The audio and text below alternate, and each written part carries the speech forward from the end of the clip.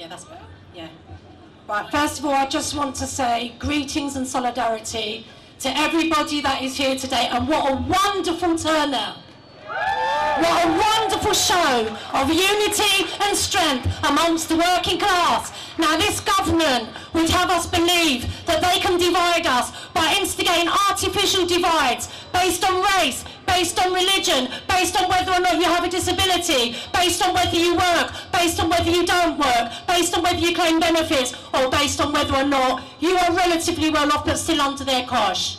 We're here to say no to none of that. We are here to say you are not going to divide us, so you can go right back to the rocks where you crawled out from, because we stand as one.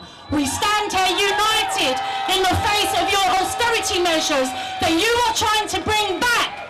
You are trying to turn back the clock, not to the 1970s as you accused Labour of trying to do, but to Dickensian England, where workhouses were the norm for people that were unable to be able to pay their bills that were poor. We have got to say enough is enough, and that is why I am so honoured to be standing on this platform addressing such a beautiful, fantastic audience today.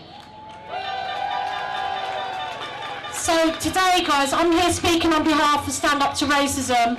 Raymond Bennett was meant to come today, but it was taken sick en route here, so I was drafted in fairly last minute, so my apologies. I hope I can do it justice. So why do we have Stand Up to Racism?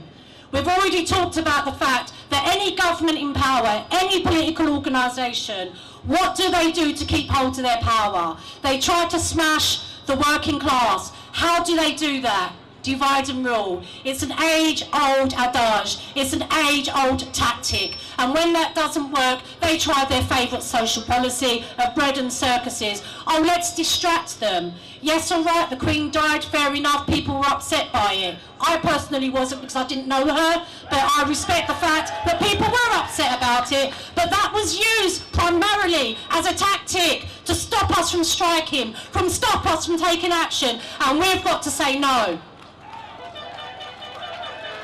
The other aspect as well that I think is really important is to look at what is happening globally. Now, we've talked about Stand Up to Racism, we've talked about division.